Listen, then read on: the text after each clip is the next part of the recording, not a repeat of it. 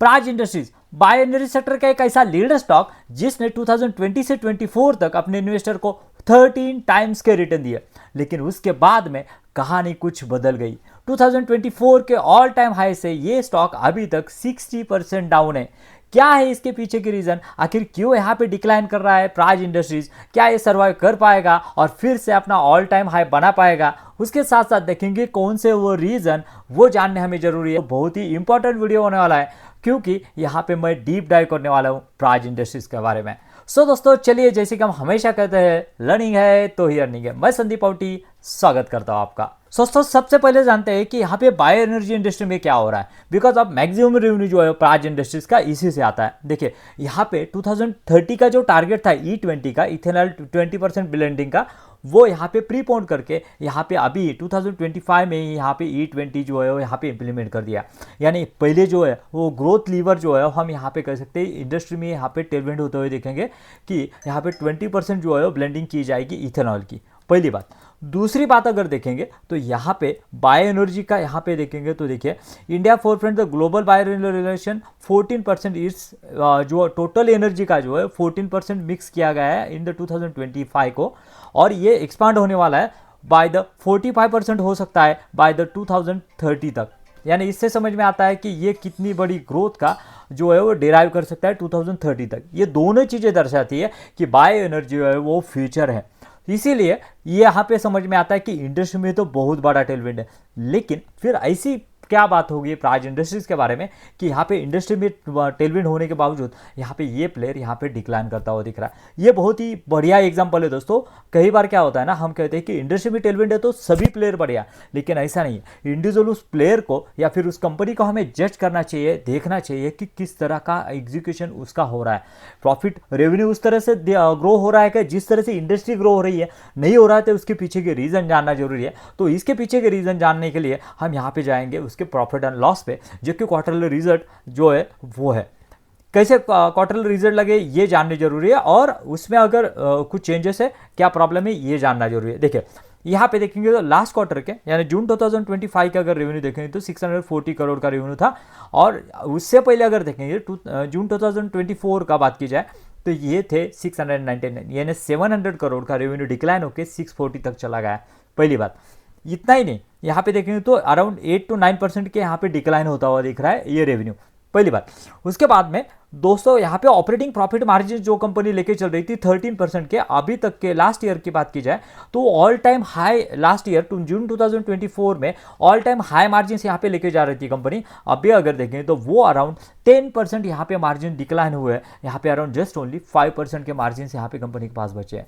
क्यों बचे, रेवेन्यू क्यों डिक्लाइन हुआ, इसके बारे में हम आगे डिटेल में बात करने वाला है कि आखिर इसके पीछे की वजह क्या है, because of we have to find all these things. उसके बाद में यहाँ पे देखेंगे पैट की तो उससे भी बुरी हालत है, क्योंकि यहाँ पे ऑब्वियसली यहाँ पे मार्जिन गिरे, उसके साथ साथ रेवेन्यू गिरा है तो पैट भी ऑब्वियसली गिरने वाला है। तो देखिए पैट जो था कंपनी का अराउंड 84 करोड़ का पैट, जो कि 84 करोड़ का पैट था, वो जस्ट ओनली 5.34 यानी 5.5 करोड़ तक आ चुका है। यानी यहाँ पे रेवेन्यू डिक्लाइन है, यहाँ पे मार्जिन्स में डिक्लाइन है, और उसके साथ साथ यहाँ पे नेट प्रॉफिट में भी बहुत बड़ा डिक्लाइन है, बहुत बड़ा डिक्लाइन है दोस्तों। सो दोस्तों इन सभी के बारे में अभी चर्चा करेंगे कि क्या है इसके पीछे के रीजंस। दोस्तों प्राज इंडस्ट्रीज को डिक्लाइन के पीछे समझने के लिए हमें उसका बिजनेस मॉडल समझना बहुत इंपॉर्टेंट है, क्योंकि उससे हम यहाँ पे डीप डाइव कर सकते हैं। देखिए यहाँ पे अगर देखें उसके 3 वर्टिकल्स है। पहला जो है वो यहाँ पे इंजीनियरिंग बिजनेस जो कि अराउंड 15% कंट्रीब्यूट करता है, हाई प्योरिटी सॉल्यूशंस जो कि 4% कंट्रीब्यूट करता है, और बचा हुआ कंट्रीब्यूट करता है बायो एनर्जी जो कि अराउंड 81% यहाँ पे कंट्रीब्यूट करता है। यानी मैक्सिमम तो प्रॉब्लम यहाँ पे बायो एनर्जी में भी है, यहाँ पे जो कि 81 कंट्रीब्यूट करता है, उस पर ही हम यहाँ पे डीप डाइव करेंगे। देखिए बेसिकली ये कंपनी क्या करती है ना, यहाँ पे ऐसी मशीनरीज बनाती है कि जो यहाँ पे बायो एनर्जी फ्यूल यहाँ पे जनरेट जो है वो करके दे सके। इसमें देखेंगे तो यहाँ पे 1G इथेनॉल, यानी मतलब जो शुगर केन, राइस, मक्का, इससे जो प्रोड्यूस होता है वो यहाँ पे 1G में आता है। 2G में क्या आता है, जो शुगर केन का बचा हुआ पत्ता है, सूखा हुआ पत्ता है, उससे यहाँ पे जो इथेनॉल बनाते हैं उसको 2G इथेनॉल कहते हैं। उसके बाद में यहाँ पे बायो प्रोडक्ट्स जो है वो भी बनाते हैं। उसके साथ साथ एविएशन का फ्यूल जो है वो भी कंपनी बनाती है। एविएशन यानी जेट हो गया या फिर फ्लाइट हो गए, उसका जो फ्यूल है सस्टेनेबल एविएशन फ्यूल जैसे कहते हैं, वो भी उसका भी मशीनरी बनाने का काम करती है। रिन्यूएबल नेचुरल गैस और उसके साथ साथ मरीन बायोफ्यूल, ये सभी मशीनरी बनाने का काम यहाँ पे प्राइज इंडस्ट्रीज कर रहा है। यानी जिस इंडस्ट्री में यहाँ पे टेलविंड है उसके लिए जो बायोफ्यूल बनाती है उसकी मशीनरी बनाने का काम यहाँ पे जो है प्राइज इंडस्ट्रीज कर रही है। फिर देखते हैं अभी इसमें प्रॉब्लम क्या हुआ है। देखिए दोस्तों, प्राइज इंडस्ट्रीज के डिक्लाइन के पीछे मेजर 4 वजह है। वो जानने से पहले अगर वीडियो अच्छा लग रहा है, इंफॉर्मेटिव लग रहा है, तो वीडियो को लाइक करना मत भूलिए। देखिए पहला जो रीजन है ना, तो है उसका कस्टमर का लिक्विडिटी। मतलब क्या है, देखिए दोस्तों, जब भी यहाँ पे हमने देखा कि प्राइज इंडस्ट्रीज क्या करती है, बायो एनर्जी के जो प्लांट है वो सेटअप या उसकी मशीनरी देने का काम करती है। यानी समझिए मैं यहाँ पे बायो एनर्जी का प्लांट जो है वो सेटअप करने जा रहा हूँ, तो मुझे सेटअप करने के लिए बैंक से लोन लेना होगा। मैंने 100 करोड़ का बैंक से लोन लिया, लेकिन बैंक जो है वो इमीडिएटली मुझे यहाँ पे डिस्बर्स करके नहीं देगी 100 करोड़। जैसे जैसे मेरा प्लान जो है वो सेटअप होगा उस तरह से इंस्टॉलमेंट में यहाँ पे जो है पैसा मुझे देगी, और उसके बाद में जैसे जैसे इंस्टॉलमेंट आएगा मैं प्राइज इंडस्ट्रीज को यहाँ पे पैसा देने वाला हूँ। लेकिन क्या हो रहा है ना, बैंक जिस तरह से यहाँ पे इंस्टॉलमेंट देना चाहिए उस तरह से यहाँ पे बैंक मुझे इंस्टॉलमेंट दे रही है। उसके वजह से मैं प्राइज इंडस्ट्रीज को यहाँ पे पेमेंट नहीं कर रहा हूँ। और ये साइकिल की वजह से क्या हुआ है ना, प्राइज इंडस्ट्रीज के पास ऑर्डर तो बहुत है। ऑर्डर बुक अगर देखें तो ऑर्डर बुक बहुत बढ़िया है प्राइज इंडस्ट्रीज के पास। कंपनी के पास ऑर्डर बुक जो है वो अच्छे खासे ऑर्डर बुक होते हुए हमें दिखेंगे। देखिए अराउंड लास्ट क्वार्टर में, Q1 में कंपनी के पास अराउंड 795 करोड़ के ऑर्डर आए थे, न्यू फ्रेश ऑर्डर। और यहाँ पे देखें तो 4000 करोड़ के ऑर्डर बुक जो है वो कंपनी के पास है। और कंपनी का रेवेन्यू अगर देखेंगे ना, 1 क्वार्टर के ऑर्डर जितने एग्जीक्यूटिव है उतने ऑर्डर कंपनी के पास फिर से आ गए पहली बार। उसके बाद में यहाँ पे अगर 4000 करोड़ के ऑर्डर बुक है तो कंपनी का अराउंड 1.5 ईयर की रेवेन्यू की फिजिबिलिटी और भी है। लेकिन क्या हो रहा है ना, ये पैसा ही नहीं आ रहा है। मतलब जहाँ जिस तरह से यहाँ पे कस्टमर के पास से, मेरे पास से यहाँ पे प्राइज को पैसा जाना था वही नहीं जा रहा है। उसकी वजह से यहाँ पे जो है वो यहाँ पे ये ही नहीं कर रहे हैं, मतलब डिस्पैच ही नहीं कर रहे। और डिस्पैच नहीं करने की वजह से यहाँ पे कंपनी का कहना है उसी वजह से हमारे यहाँ पे Q1 में यहाँ पे रेवेन्यू में डिक्लाइन आया। पहली बात तो समझ गए हम।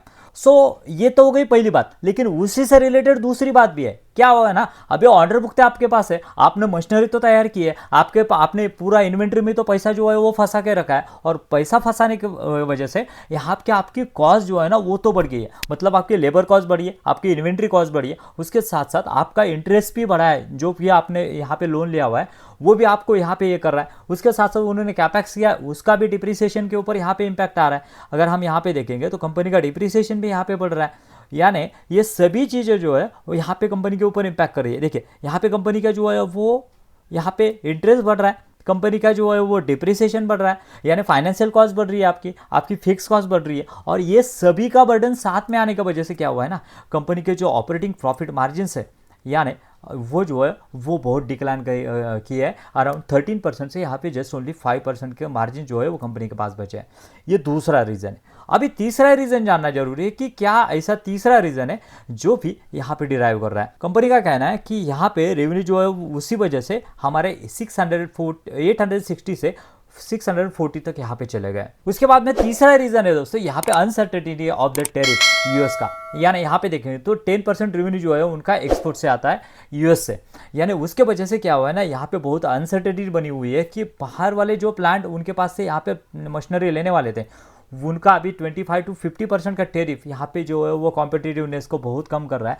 और ये अनसर्टेनिटी बनी रहेगी जब तक इसका इशू जो है वो रिजॉल्व नहीं हो रहा है। तब तक इनका कहना है कि ये जो प्रोजेक्ट है ना उन्होंने या तो डिले कर दिए या फिर यहाँ पे कैंसिल कर दिए, और ये सिनेरियो अनसर्टेनिटी बना रहेगा वो तब तक। उसके बाद में दोस्तों चौथा रीजन जो है वो है यहाँ पे बाकी जो बायोफ्यूल्स है जो अभी ट्रायल एंड एरर बेसिस पे या फिर स्केलेबल नहीं हुए इतने, जैसे कि सस्टेनेबल एविएशन फ्यूल्स, उसके साथ साथ रिन्यूएबल गैस, उसके साथ साथ यहाँ पे मरीन बायोफ्यूल्स। ये जो है वो इनिशियल स्टेज पे उनका यहाँ पे जो है अभी तक रेवेन्यू में इतना बड़ा कॉन्ट्रीब्यूशन नहीं हुआ है, और ये स्केलेबल कब होगा इसके भी प्योर क्लियरिटी यहाँ पे मार्केट को नहीं है। और इसी वजह से यहाँ पे ये मार्केट जो है उसको यहाँ पे डिक्लाइन कर रहा है या फिर यहाँ पे पनिश कर रहा है। सो दोस्तों, यहाँ पे कंक्लूजन की बात की जाए तो यहाँ पे कंपनी के पास ऑर्डर बुक अच्छा है, ऑर्डर बुक के बारे में कोई प्रॉब्लम नहीं है। जैसे कि यूएफ के टेरिफ का जब भी सिचुएशन क्लियर होगा तब तक ये जो है वो अनसर्टेनिटी बनी रहेगा। और मार्केट को क्या है ना, अनसर्टेनिटी बहुत बुरी लगती है, मार्केट को एक्सेप्टेबल नहीं है। मार्केट को क्लियर चाहिए कि आपके मैनेजमेंट ने क्लियर कट गाइडेंस दिया हुआ है, मैनेजमेंट अभी भी कॉन्शियस है। जब मैनेजमेंट का कॉन कॉल हुआ तभी भी मैनेजमेंट कॉन्शियस थी कि ये हमें जो है वो यहाँ पे जो उसके कस्टमर है उनसे पेमेंट कब तक आएगा, या फिर नए ऑर्डर हम यहाँ पे डिस्पैचेस कब कर पाएंगे, इसके बारे में अनसर्टेनिटी है। सो उसके साथ साथ एविएशन का हमने देखा। सो जब तक ये सभी चीज़ें सॉर्ट आउट नहीं होती है, मुझे नहीं लग रहा है कि यहाँ पे मार्केट जो उसको रिवॉर्ड करेगा। और यहाँ पे सेक्टर में तो टेलविंड है, उसके बारे में कोई दोहराए नहीं है, लेकिन ये सभी चीज़ें जब तक सॉर्ट आउट नहीं होती है तब तक प्राइज इंडस्ट्रीज के लिए ये एक पॉइजनस स्टॉक बना हुआ है, मुझे ऐसा लग रहा है। क्या है आपका मानना, जरूर कमेंट में बताइए। मिलते हैं नए वीडियो में। Thank you.